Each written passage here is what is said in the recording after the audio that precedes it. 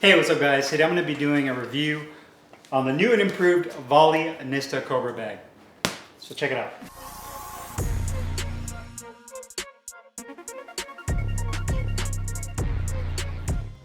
So before I give you guys a full review, I wanted to give you a quick close-up of the Vali Nista Cobra Bag. Starting from the top, you have the inflatable ball that has the inflation port at the very top. You get two of these, so when you purchase this from Vali's website and you assemble it, you'll notice that there's an extra inflatable ball. You can purchase these if you lose them for $30 on the Vali website. I believe you can also get similar balls or bags, if you want to call them, from Amazon. Completely up to you. So you have that Vali logo, nothing to it right there. The plastic cup base at the very bottom, and you also have the machine screw. So this basically just screws on to this top pole.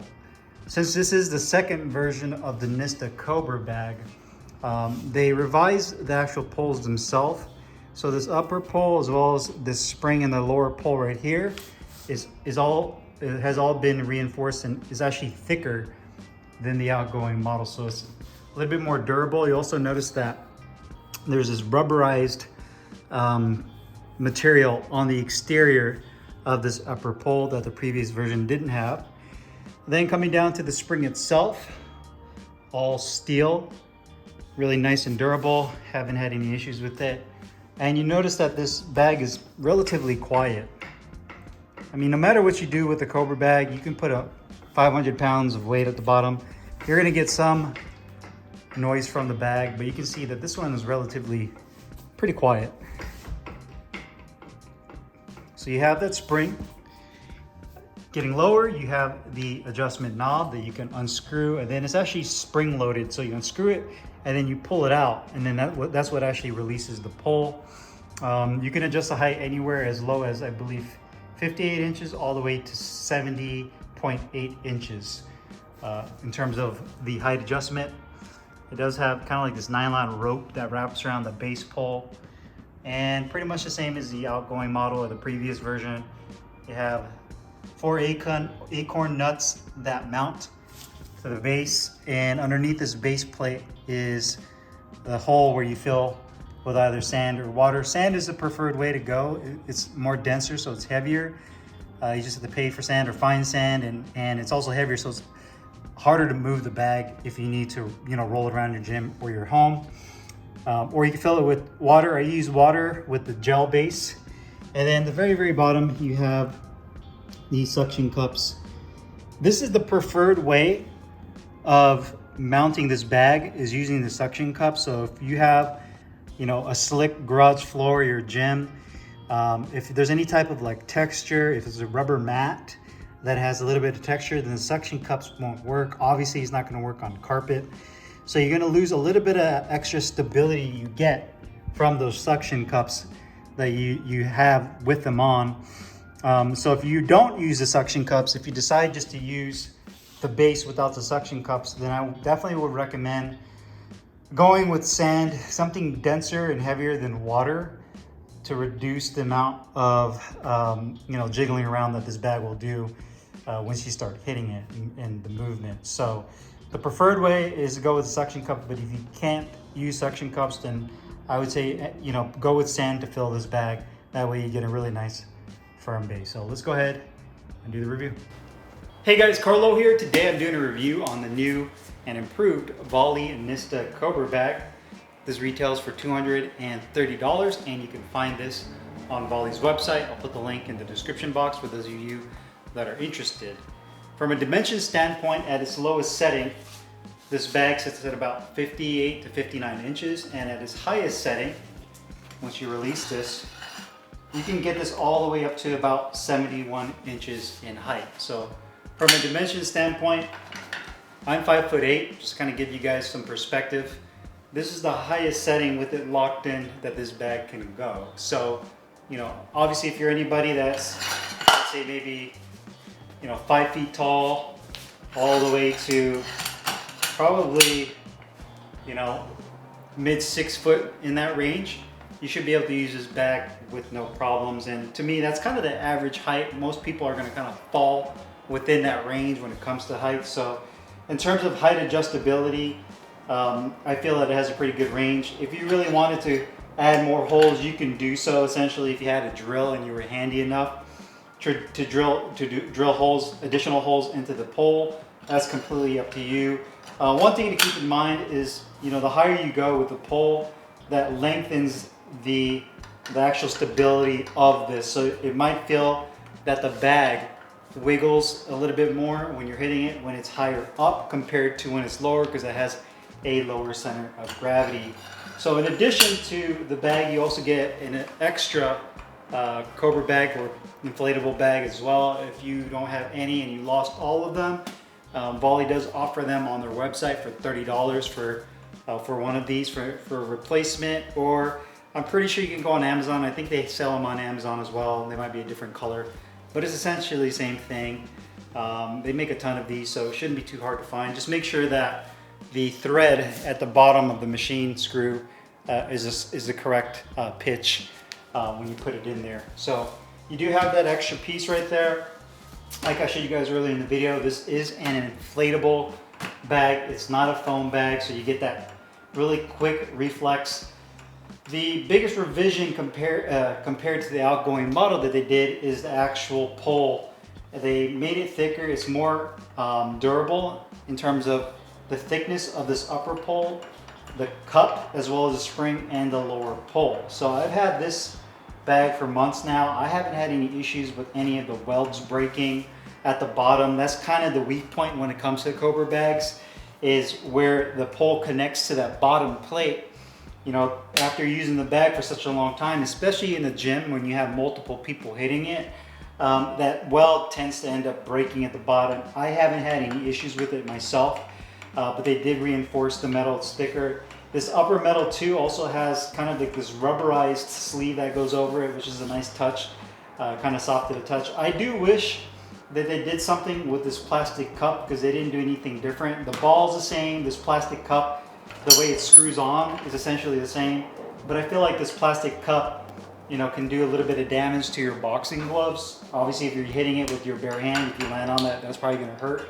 So it would have been nice if they had some kind of like foam cover or just something to kind of go over that.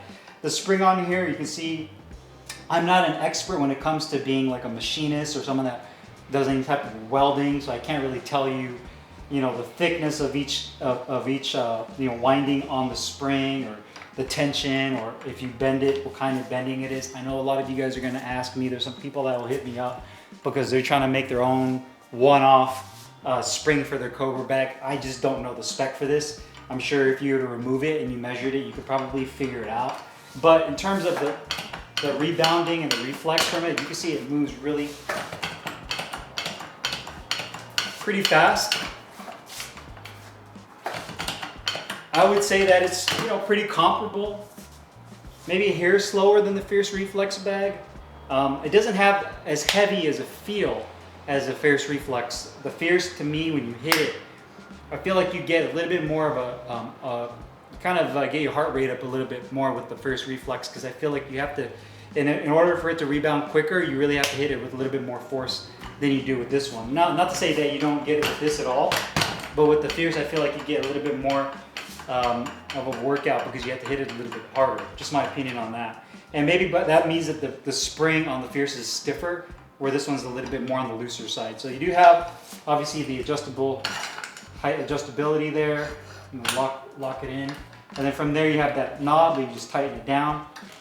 I filled the base with gel, which was, I did a video where you have this stuff called base gel, and it's basically a packet, and then it has these little like granules, almost like sand. You add it to water, and what happens is it actually turns the water into gel. So they say that it's supposed to add weight compared to just regular water. The other benefit of the gel is that it prevents the inside of it from sloshing around. Like with water, if you hit it, the water will kind of slosh around on the inside of the base. With the gel, it firms it up and you don't have to worry about that. And then the best would be to be sand, but the drawback with sand is that it's a lot heavier. So if you're a one-man show in your home and you got to scoot this bag around and move it, roll it, it might be a pain in the ass because sand is heavier. And like I also noted, I'm lucky and fortunate to have this garage floor is nice and flat and slick. So I have the suction cups at the bottom which stick, so it adds the stability on top of the weight from the base. You have the suctions. If you don't have this type of floor and you can't use the suction cups, then I would probably recommend going with sand. If you have to go with water, that's fine, but you just won't get the same stability as you would with sand, yet alone using the suction cups. So the best way is sand with suction cups. That to me is kind of the end all. If you really wanted to get clever with this bag, you can also remove the plate that mounts to the base, to the plastic base, and you can actually, if you wanted to, you can drill it into the concrete and anchor it directly to the concrete if you wanted to go that route. So that's an option as well if you want a more permanent solution to using this Cobra bag. But again, to each their own. Now the actual performance on the bag, again, it's really nice. It has a good feel, good rebound. I mean, you can really work all of your different combinations, all of your straight punches, hooks. Uppercuts are a little bit harder because of the angle of the bag. And you have to really time it coming in. Oh, one thing I also wanted to mention is that some people, we've noticed that over time, the bag likes to kind of unscrew itself. And some people will put like Loctite or some type of thread locker on there. I do not recommend doing that because now when you put that on, it's going to be almost impossible to remove the bag. And the problem with that is if you blow the bladder on this, you're going to have to replace the bag, and now it's going to be a pain in the ass to remove the bag to put a new one on. So what I recommend doing is, if you get this, is get a lock washer from your local hardware store, putting that on here and then tightening it down, and then that lock washer will prevent the bag from unscrewing itself while you're using it. So just something to keep in mind as well. Work your head movement, timing, really everything with the bag.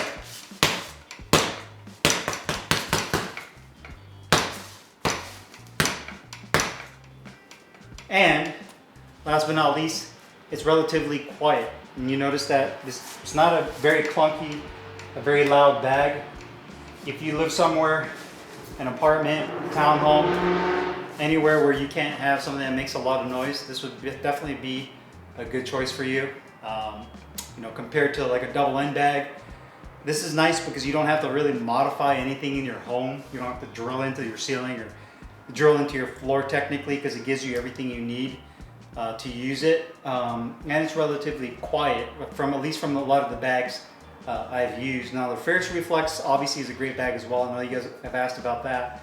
But the thing with that is you have to get like weights or weighted plates, or you have to put something over the base, and that could kind of get a little noisy as well if you don't perfect that. So this to me is a good solution for those of you that live somewhere where you can't make a lot of noise.